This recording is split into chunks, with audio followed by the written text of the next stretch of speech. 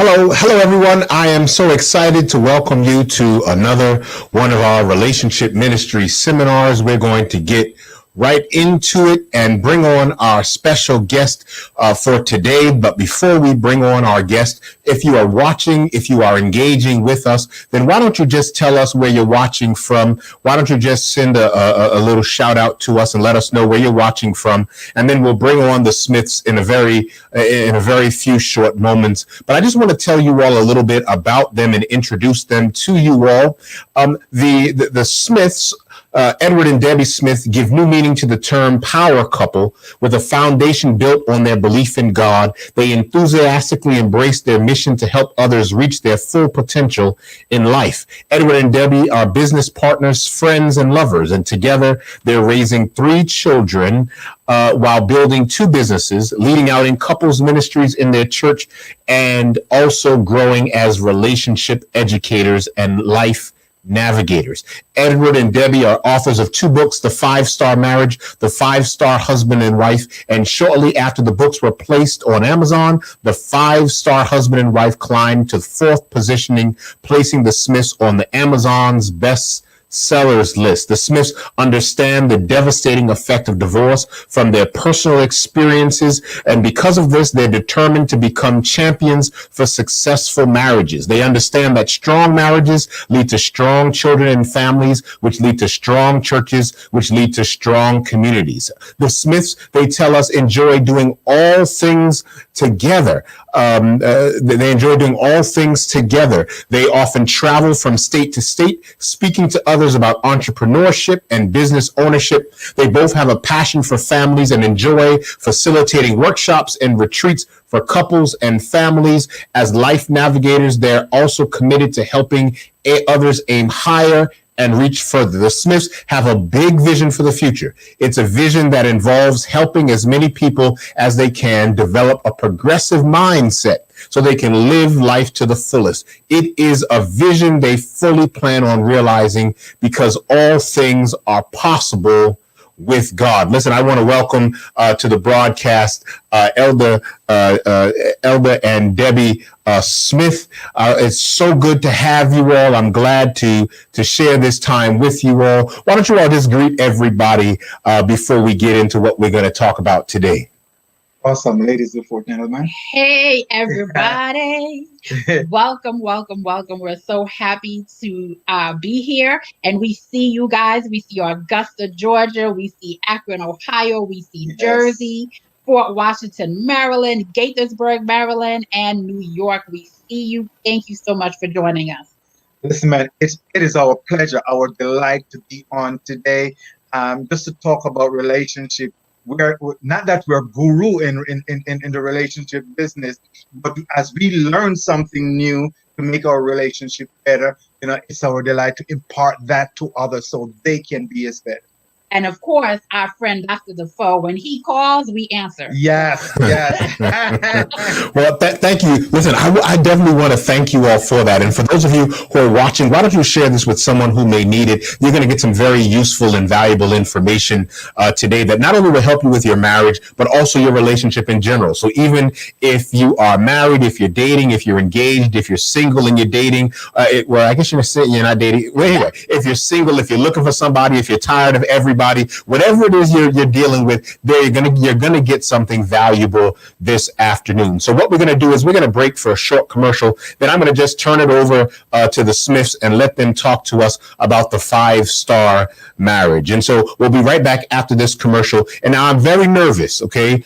Because the last time I brought on somebody from Church of the Oranges, it got a little wild, and so I don't know what they're putting up there in the water up there in New Jersey. But I'm going to trust you all. Unlike your pastor your associate pastor who came on, I'm going to trust you all to behave yourself. For all that matters. But we'll take this commercial break, and we'll be right back with the Smiths.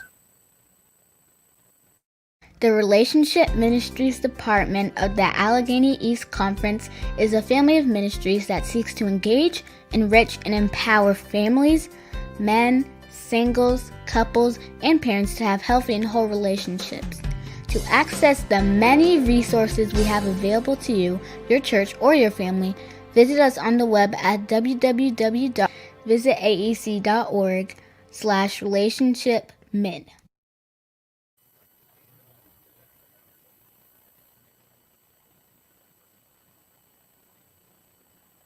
Okay. Yeah, the time is yours. Oh, okay. Great. Great. On. I'm like, is he going to come back?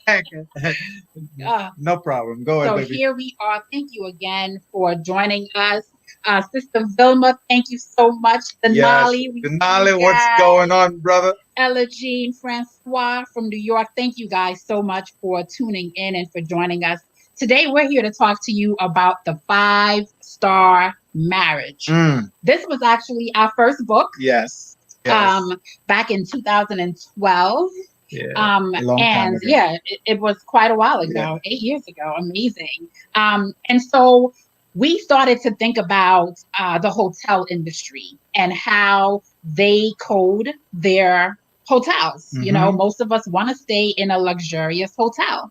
And so the story is told of a family who take a vacation every year, but This year, something was different. They were actually getting on an airplane. So they usually drove to their vacation spot and, spent a week on the beach or whatever. But this year, Dad told them, hey, we are going to a resort.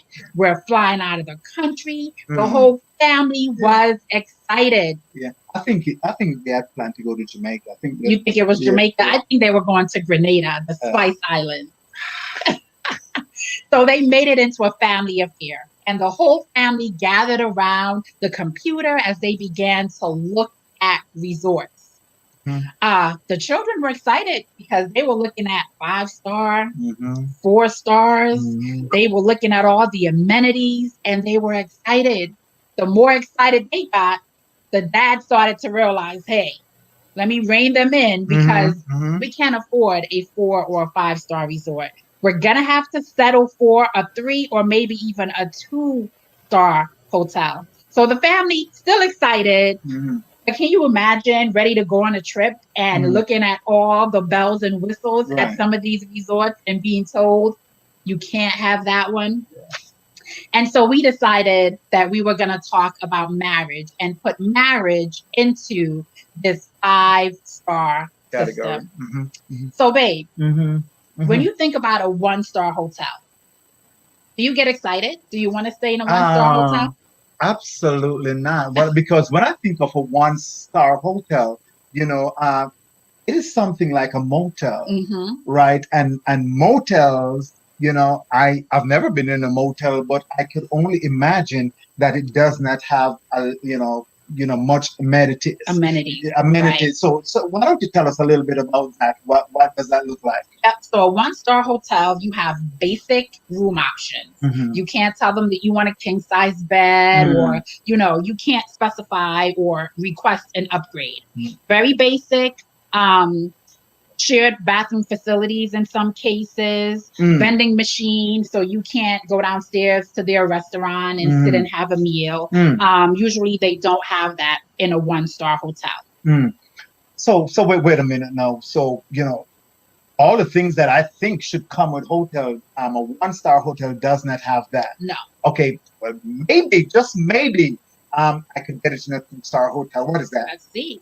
So 2-star hotels are usually part of a chain. They have good quality hotels, but still very limited amenities. They're small or medium in size. You will have a TV and a phone.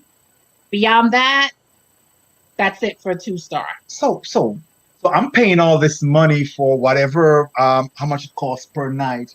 And okay, we're gonna go to a 3-star hotel. Want to try I must at least breakfast. Give me some breakfast. Give me some food. Something. Yep. What's going on? Very good. Very good. So with a 3-star hotel, they normally do have a restaurant on site.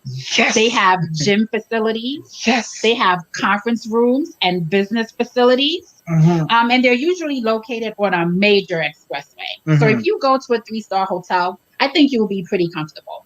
Okay. But there are still some things because I want it all when I'm in a hotel.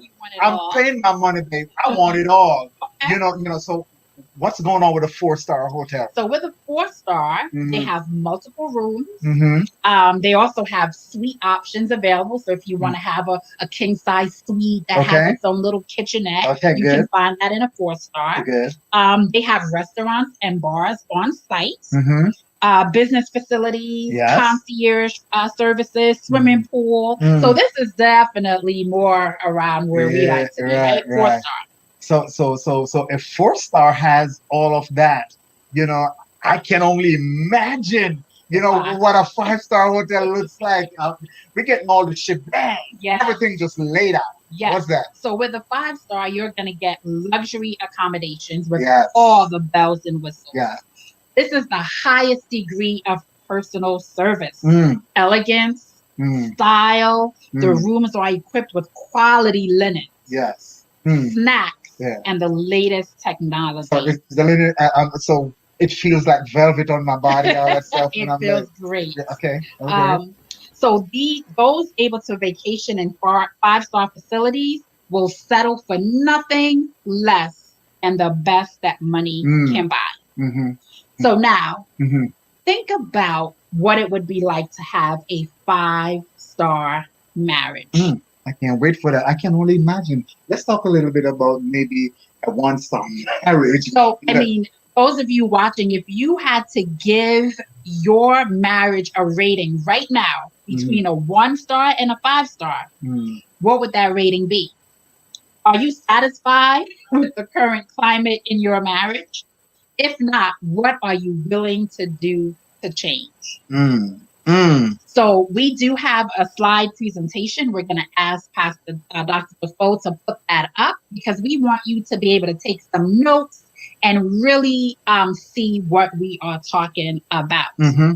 So in a 1-star marriage, the parties communicate only when absolutely necessary.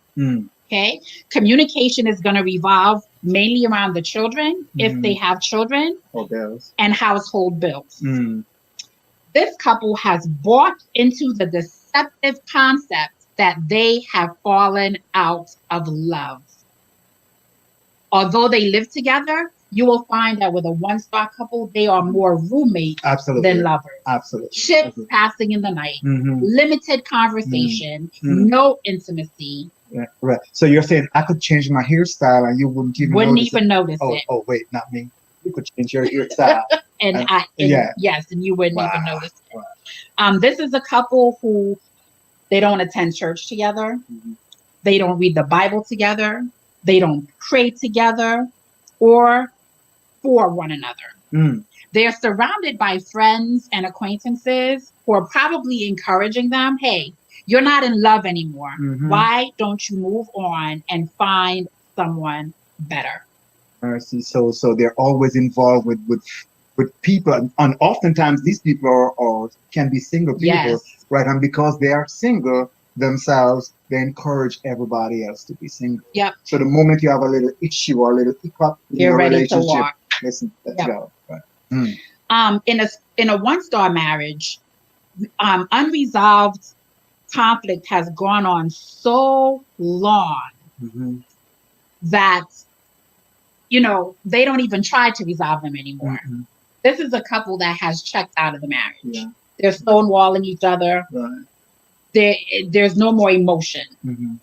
So let's get this. So it's a mind checked out, and we're just waiting for the body to catch up to the mind. Okay. Absolutely. So now let's talk about a 2-star marriage. So this is an interesting couple, right? Because a 2-star marriage, this couple presents a cookie cutter marriage to those looking on. They mimic what they see in others and try to emulate that happy image that they see. There's also little intimacy in a 2-star marriage, very little communication. And this couple have never truly exercised true transparency with each other. They're more into self than the relationship.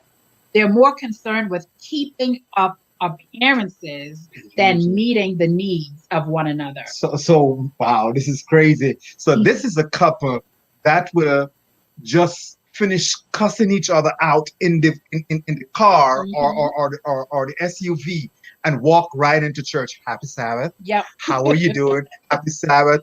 And I will even sit beside you and hold your hand because we're given a false sense of appearance. Absolutely. Wow. And this couple falsely believe that if they don't address the issues in their marriage, it'll somehow resolve themselves. Like a 1-star marriage, this relationship has no solid spiritual or biblical foundation to stand on. With no positive role model around them to seek advice from, this couple rely on their emotion for input when it comes to their relationship. Or if their emotions are here, their relationship is there. If the emotions are here, then their relationship is crazy. Yeah, absolutely. And here's another interesting fact about a 2-star marriage. This couple will often move in a pack. They move in a group of other people because they don't want any alone time. Mm-hmm. You will hardly ever see a 2-star couple out on a date with each other. But you'll see them in a group of other couples because they need to maintain that facade. Right. And so being together alone on a date, it probably will force you to address the issue. And that's what they don't want to do. And that's why they don't want. So, hey, let's go on a group date. Yeah. Hey, let's get all of our friends together. That's usually how they like to move. So let's move to a 3-star marriage. Similar to a 2-star marriage, this couple is also very concerned about appearances. This is the couple who keep very busy schedules. They're always busy. They have functions all over the place that they need to attend to, full calendars, and this prevents any real communication. On the surface, they appear to have it all. The house, the car, the children, the kids, the fat bank account, good careers. Yes. But again, it's all a facade. Inner turmoil, unstable finances, and major differences in child rearing plague this marriage. So oftentimes in this type of a relationship, you will find, if you really do a feasibility study on the family, you will find that the family is very dysfunctional, and the dysfunction displays itself through children in different forms. Absolutely. Absolutely. This couple most likely attends church, volunteers, and also have children with very busy schedules. Nobody really wants to be home. Everybody is just busy. They're going, they're doing, but spending very limited time with each other. They're afraid of being completely vulnerable with one another. In a 3-star marriage, one party is often in total control of the relationship, which brings another source of contention, anger, and growing bitterness between the parties. And I'm going to add, this is not in our book, but as we study throughout the time period that we have been counseling people, that the person that are in control oftentimes is the one that making the most money in the relationship. Wow, that's interesting, babe. Very interesting. Are you ready to move on to 4-star marriage? Yes, let's go. So in a 4-star marriage, this is an above average marriage. Okay. This couple is most likely surrounded by other couples that support and encourage them. Both parties understand the importance of communication, though they don't always get it right. And we need to stress this here, because having a 4-star or a 5-star marriage does not mean that your marriage is perfect and that you're always going to do the right thing. Yeah, you can't lay back now and say, I have arrived, because it's not a destination, it's a journey, so you have not arrived. Absolutely. One party probably reads a lot about improving the marriage and is gently urging the other party to read, attend retreats, and invest in improving their marriage. This couple, though, they're intentional about family time with their children and also carefully plan couple outings. They often attend church together and share the desire to grow and develop together. So this couple is well on the way to becoming a 5-star couple. So you might be thinking right now, okay, so what's left, right? The 4-star sounds like they got it together. But let's talk about a 5-star marriage. In a 5-star marriage, communication, patience, commitment, and love abound. Both parties seek to encourage one another, support one another into becoming their best selves. This is a couple that knows how to pray together and play together. This couple also knows what it takes to stop the bleeding in their relationship when they get off track. Because even with a 5-star marriage, you can get off track. But you realize that you know when something is off. You can say, babe, I feel, far from you. I feel like we're not connected. What's happening? So anybody who knows me, will know that I always speak about, no relationship is really stagnant, but all relationship is either moving towards oneness or towards isolation. one of the two. And if you're moving towards oneness, you oftentimes fit in the 5-star marriage that we outline here. And here is the reason for that.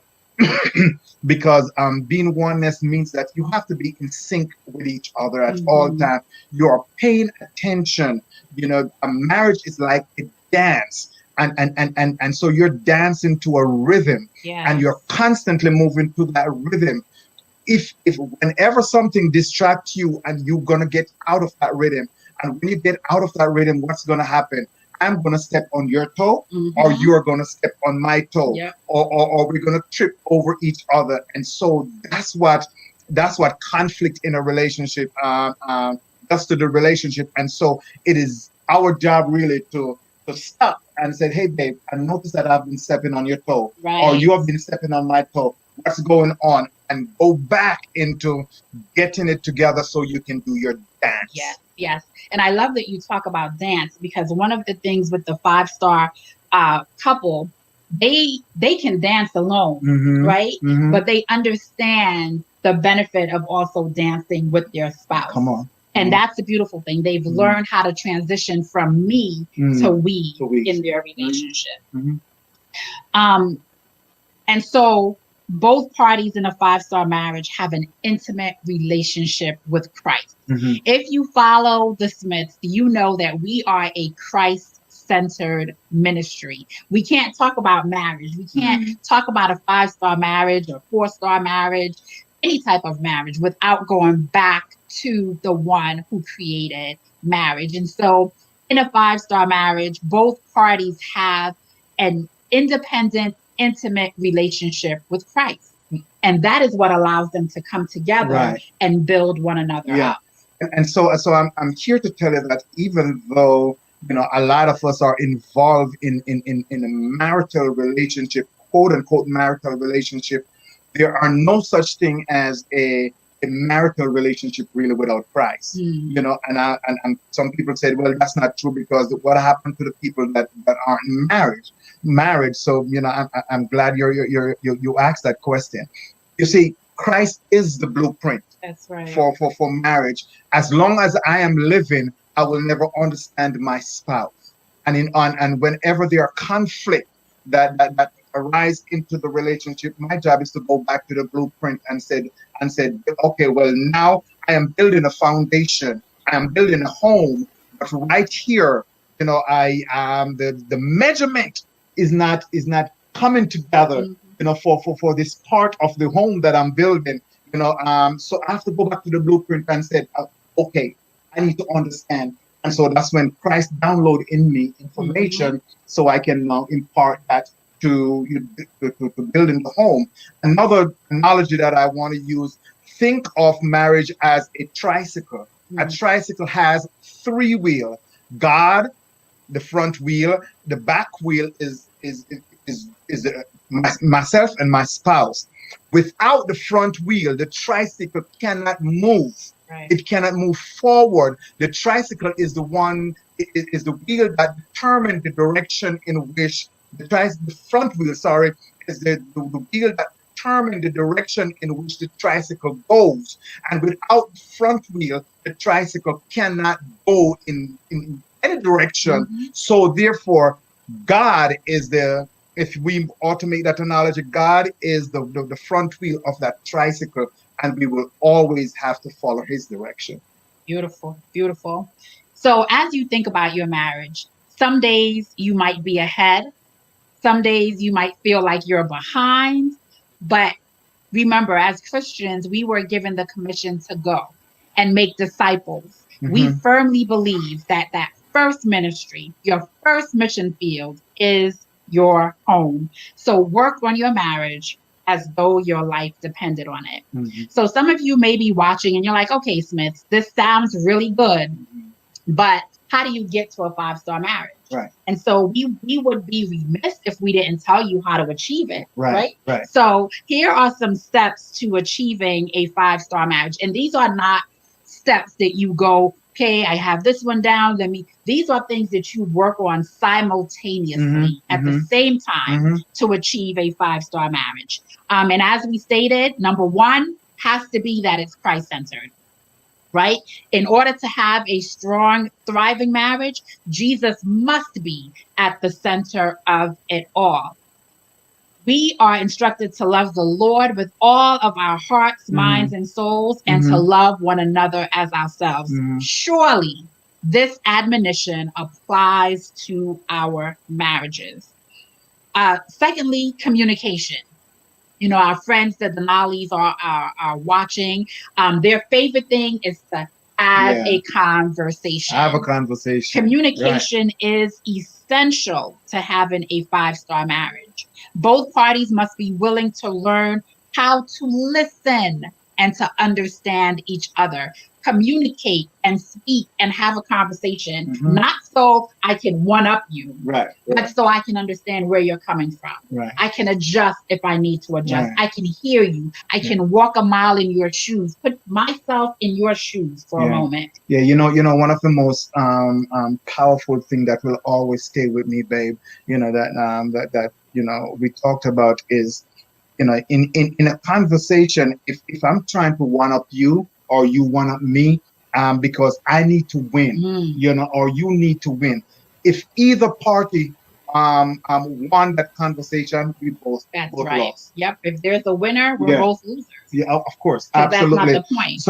So it's not about winning or losing; it's about resolution. You know, and let's try to resolve the problem as it arises into the relationship. And also, I may want to tell you that not every problem or situation is resolvable. You know, some aren't, but all situations are manageable. Absolutely. You know, so if those of which you can't resolve, we have to learn how to manage them. Beautiful. And that brings us to a good point. Number 3, stick-to-itiveness. That's right. Yes. That's our word for the day. But the ability to stick with it, to not give up, to not throw away your whole marriage because you've just gone through a bad season. We have to be willing to go through to the other side, right? To push through, not try to go around the issue, under the issue, above the issue, but through the issue, to work it out, to manage it, to handle it. You say, and don't move from there. Don't move from there. Let's stay right there for a minute. It's gonna marinate. Let it marinate for a minute. This is like cooking oxtail. Oh, you gotta let it marinate. Veggie oxtail, y'all. Veggie oxtail. You know, and so, you know, a lot of times we think, you know, in some relationship, we think that sex takes care of issue. You understand me? There's a big issue going on and stuff. You know, as long as we have some good, you know, breaking your back sex, and you know, it's good. You understand me? And so the issue is resolved. The issue is not resolved. It is still there, and it is filed away in a cabinet, waiting for the right moment for that cabinet to be pulled out, and that issue comes right back to the forefront, you know, of the relationship, and start all over again. You know, as the Nolly would say, let's have a conversation. Yes. We have to talk about it. You know, we don't have to do all these long deliberations, but we have to talk about it. Absolutely. Number 4, get a mirror. Yeah. A mirror is for looking at yourself. It is not for looking at your spouse. And in a marriage, you have to be willing to look at yourself. Hold that mirror up. Look honestly at yourself rather than finding fault with your spouse. I'm talking to the man. That's right. In the mirror. Talk to the man in the mirror, to yourself. Psalms 139 says, "Search me, O God, and know my way. Try me and know my thoughts." Come on. And so we have to look in that mirror and look at ourselves, and not always point the finger at the other person. Absolutely. Number 5, be willing to admit when you are wrong and apologize. Sometimes saying I'm sorry is one of the most difficult sentences for me to get out of my mouth. I don't know about anyone else, but it's difficult to say I'm sorry sometimes. And if you ask my husband in the beginning of this marriage, you're not getting me to say that, because I didn't do anything wrong. I was right. I'm not apologizing. But what I have learned is that saying I'm sorry like my husband always says, it's not about right or wrong. Right. It's that something has happened that drew us away from each other, and I'm sorry that that happened. Right. And now I want to work on getting us back together. Absolutely. Number six, understand that God loves each of you equally. So you're going to put on your God-colored glasses, not the rose-colored glasses. Everything is rosy and okay, but your God-colored glasses.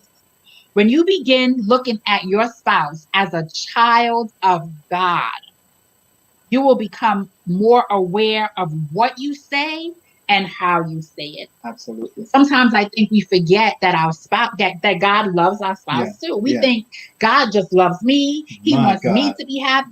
He wants me to find fulfillment in this marriage. Well, guess what? He wants the same exact thing for your spouse. And listen, as the Bible indicates that we were made in His image. If I am the image of Christ, and you have an issue, and imagine the way you should talk to me as though you're talking to Christ. Absolutely. Because I am the image of Christ. I should be talking to you or speaking to you the way that I speak to Christ, because you are the image of Christ. The unfortunate thing is that sin gets in the way, and sin interfere with that image. And so therefore, I no longer see you as the image of Christ. You no longer sees me as the image of Christ. So because I am removing that, then I can speak to you anyway, or vice versa. But God command, and as men, as anyhow, God command us to love our spouse as He loved the church, right? And He demonstrate what that love should look like by dying, which means that every time we have an issue that causes us to want to go astray beyond the image, I need to die so I can speak to you lovingly. I can treat you the way that Christ treats you, because that's the type of love. Until I have that love for you, it cannot be called love. Wow, that's good, babe. That's good. Number seven says, believe in beauty for ashes.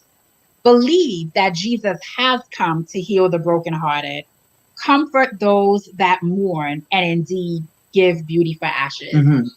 Marriage is not easy. And because we are sinners and we're living in a sinful world, bad things are going to happen. We're going to face trials, heartaches, disappointments, loss. But guess what?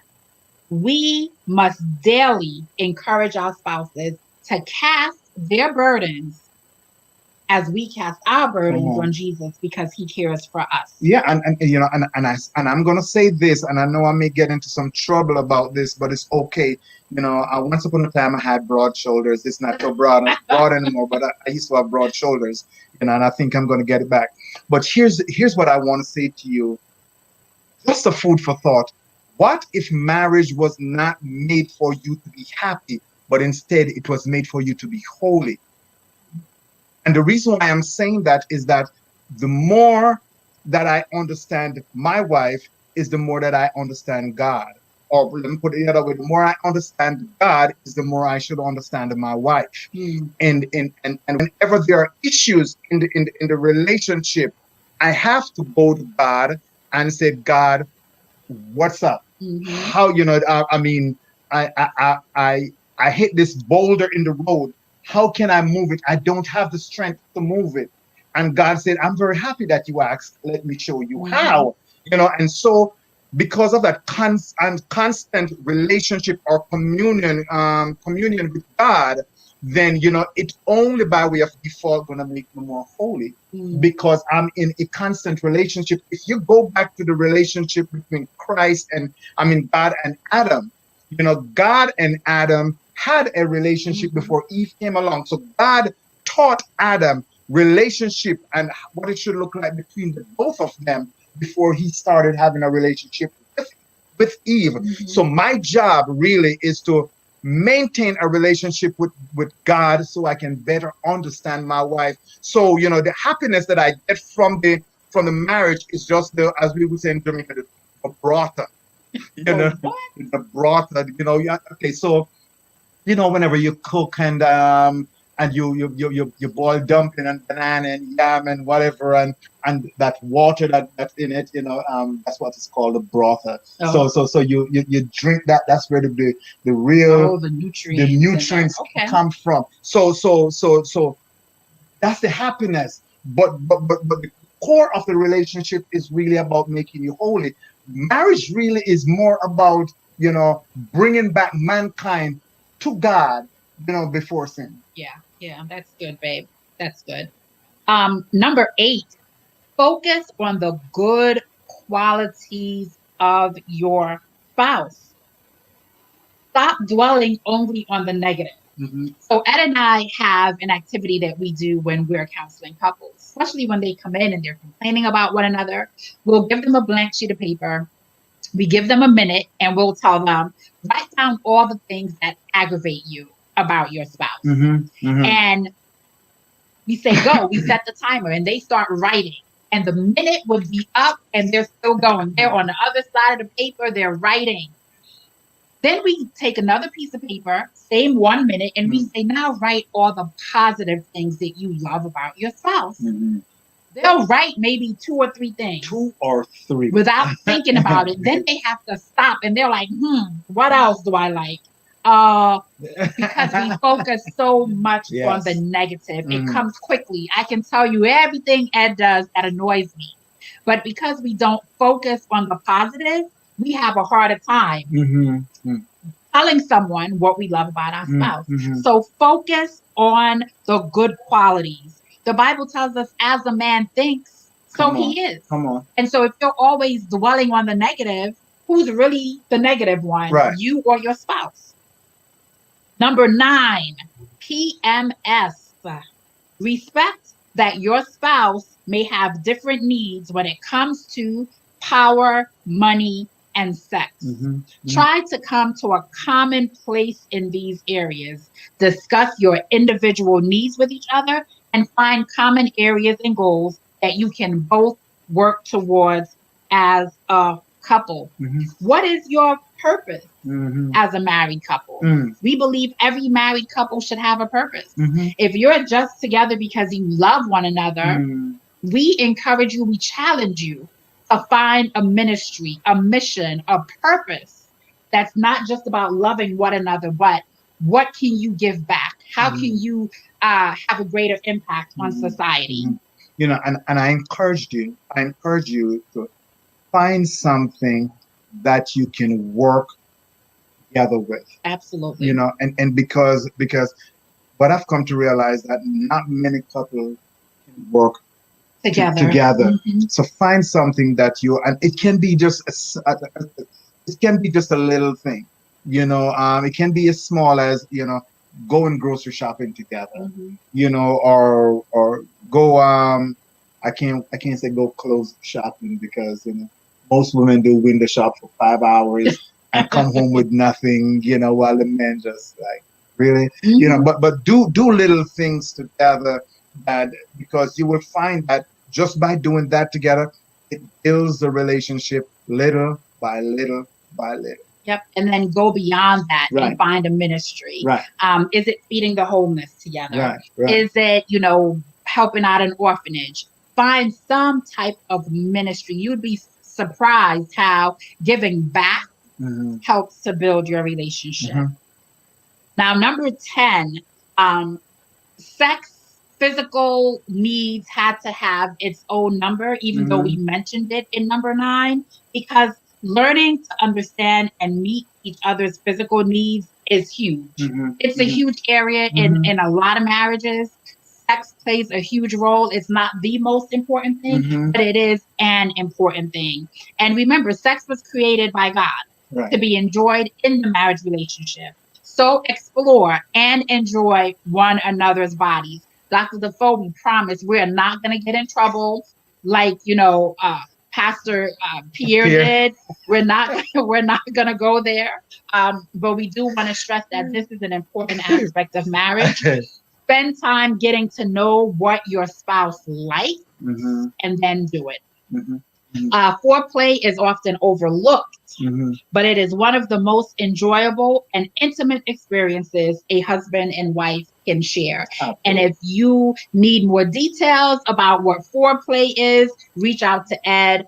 He loves to talk about this topic, and he can certainly give you some examples of foreplay. Or reach out to Pastor Pierre. He probably could benefit. I can't. But honestly, seriously, and let's talk about physical intimacy for just about 2 seconds. It is very imperative that you understand what your spouse likes, and do that. I want to tell you this: if you when going into the bedroom, if your primary objective is to please yourself first, then it's no longer intimacy, it's called self. So do whatever it takes to please your spouse first. It's just like the servant thing. You're a servant leader, so you're always serving, which means that if you're serving, there's always someone before you. There's always someone to be served. Yes, someone receiving. So serve first, then you could, eat the crown. Do not use sex or lack of sex to punish or hurt your spouse.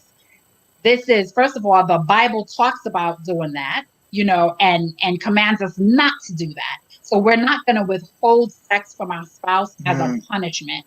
Have open and honest dialogue about sex, and then, like the Nike commercial says, just do it and have fun while you're doing it. Absolutely.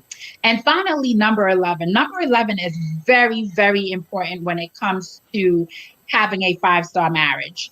And that is chronic forgiveness. Not just forgiven once, chronic forgiveness, which means it could be daily. Yes. It could be several times a day. It's so interesting because just today, Pastor W. Snell did a sermon about forgiveness at First Church in Alabama. And it was, that thing hit me like a ton of bricks. We cannot get to heaven without forgiving.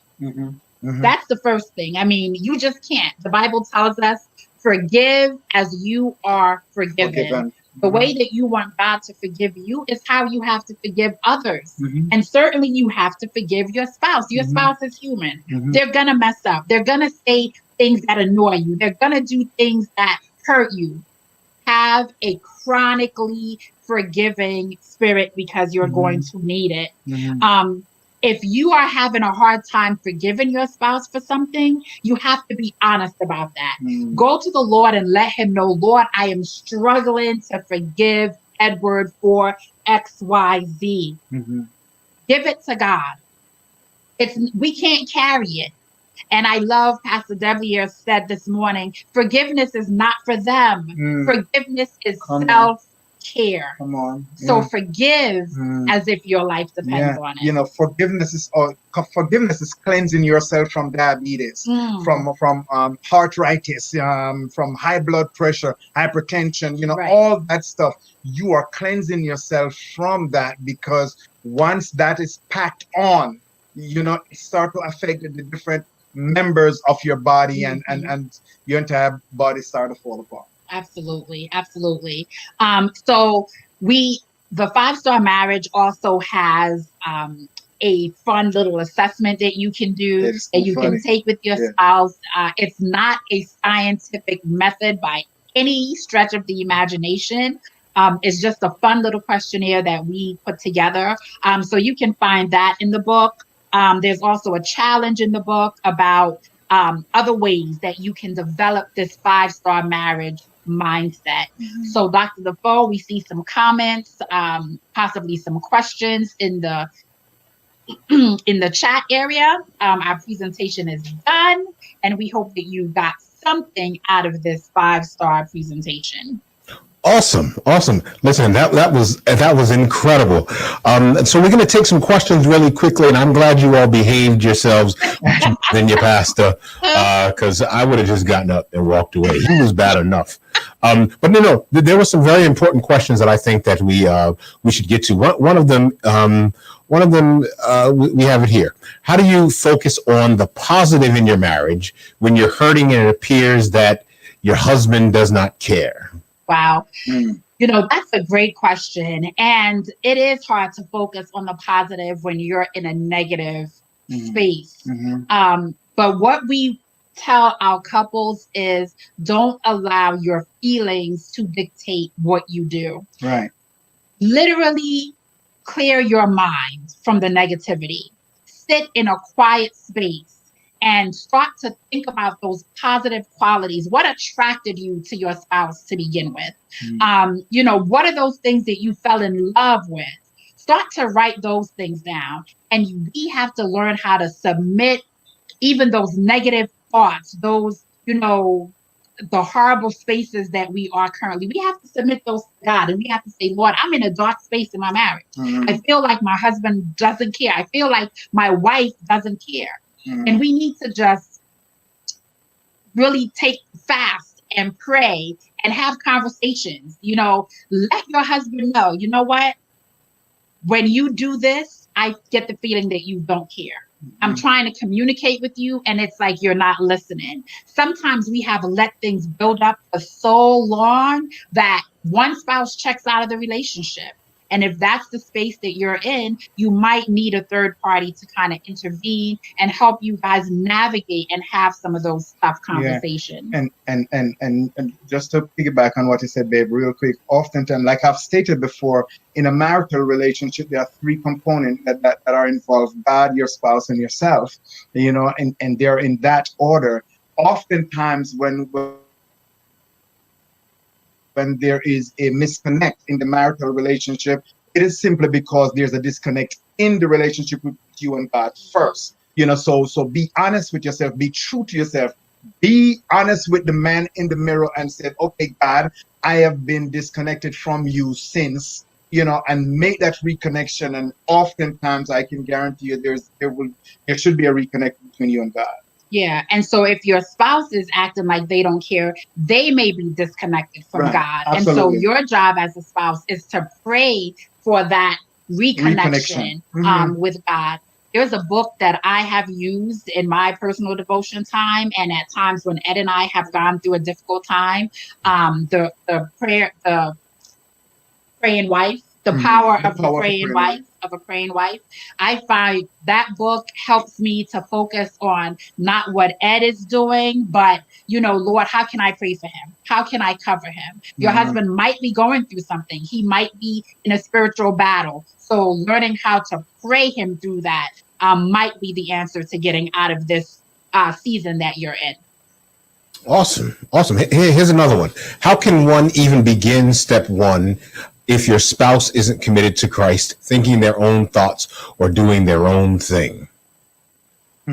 That's another great question. But, the Bible tells us that when we are married to an unbelieving spouse, that our relationship with Christ and the way we continue to love that spouse and build them up might be the catalyst to bring them to Christ. Right. And so, you can't walk away from an unbelieving spouse, but you continue to pray for them. You continue to treat them as a child of God, and pray that, your witness, the way that you continue to witness to them through the way you love them and build them up and pray for them will be what brings them to Christ. Your relationship, your job is to be consistent in your relationship with Christ. There's no time stamp on it, but eventually, if you're consistent with Christ, eventually they will come to Christ. Yeah. Awesome. Listen, this was very rich. This was very engaging. Before I ask you all for sort of takeaways from the conversation, let people know how to get in contact with you if they want to get in contact with you, if they want to get some of your resources. Or I definitely vouch for you. Not that my vouching means anything, but if they want to bring you to their local church or engage with you all some more, just give us how they can get in contact with you. Absolutely. So you can certainly go to our website, meetthesmiths.org. You can email us info@meetthesmiths.org. That's probably the best way is through email. You can email us individually as well. Debbie Smith at meetthesmiths.org, Edward Smith at meetthesmiths.org. And we're on social media. We have a Facebook page entitled Meet the Smiths. So those are some ways that you can get in touch with us. Right. All right. All right.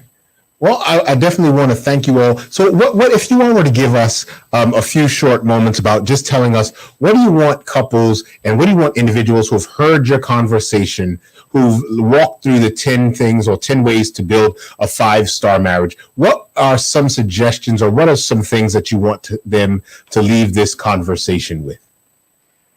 And actually, before I answer that, Dr. Defoe, I want to say to Angela, Angela, I see your comments. I am making myself available to you personally. If you want to reach out to me, I would love to speak to you offline. And then to anyone else that's listening, sometimes you listen to these presentations and everything sounds so idealistic, right? Yeah, right. Like, how can you accomplish that when you're in conflict with your spouse? Our advice is that don't wait until the rough times come to try to build a 5-star marriage. A 5-star marriage is built during the good times as well. That's when you're building each other up. That's when you're pouring into each other so that when rough times come, you have something to reach back and pull on. None of this is easy, and it doesn't happen overnight. So don't put so much pressure on yourself that you need to get there immediately. It's a process. It takes time. It takes prayer. Surround yourself with other positive couples and other positive people as well. What I would like for you to take away from this really is instead of focusing on your spouse and working on your spouse, work on yourself. Be the best that you would want to see in your marital relationship, and be that person, in spite of what is happening. Don't do things because of, but in spite of, and be consistent with that, and there should be eventually a change. All right. Well, I want to thank you all for taking out this time on a Saturday afternoon to talk to our audience and to engage with us. Just before we go, and Elder Smith, I'm going to ask you if you would pray for us. But just before we go, I want to just let you all know that on next Saturday, this is one of our most popular discussions. On next Saturday, we're going to continue with our singles discussion. This is Unfiltered Part 2. We have some returning guests, we have some new guests, and we're going to have this open conversation for singles. It will take place an hour later, just because Pastor Alexander, who will be taking part in this series, he's on the West Coast, and so he doesn't get out of service probably till 3:30. So we had to push our time back, and so we'll be starting that at 5 o'clock. And then for those of you who are used to coming on at 4 o'clock every single Saturday, we are going to be taking a break until September, and we'll bring our broadcast back in September. But we've been at this weekly since the end of March, and so we're going to take a break for the rest of the summer, and we're going to come back. But join us for next Saturday for that singles conversation. Once again, Edward and Debbie Smith, we want to thank you for coming and sharing with us. And Elder Smith, if you would pray for us, that would be awesome. Not a problem. Let us pray. God and our Father, we want to thank you for being so good. We want to thank you for being God all by yourself, dear Father. Father, you have made marriage for relationship purposes, dear Father. Relationship between you and mankind, and then relationship between each other, dear God. Help us never to forget the fact that without you, dear Father, relationship cannot blossom and bear good fruit, dear Father. So help us that we will always have you as the core of our relationship, so that whenever we mess up, dear God, we could always look to the core for direction, for navigation, for direction, dear Father. Father, there's sometimes that, God, that we want to do our own thing, dear Father, but whenever you are involved in a relationship, we will hear a voice in our head saying, recalculating, recalculating. dear Father, simply because our ways are not your ways, dear Father. Help us to remain focused to you, on you, dear God. And at last, dear Father, when you shall put in your return, dear God, we can hail you as our personal Savior from sin. This is our prayer in your name. Amen. Amen.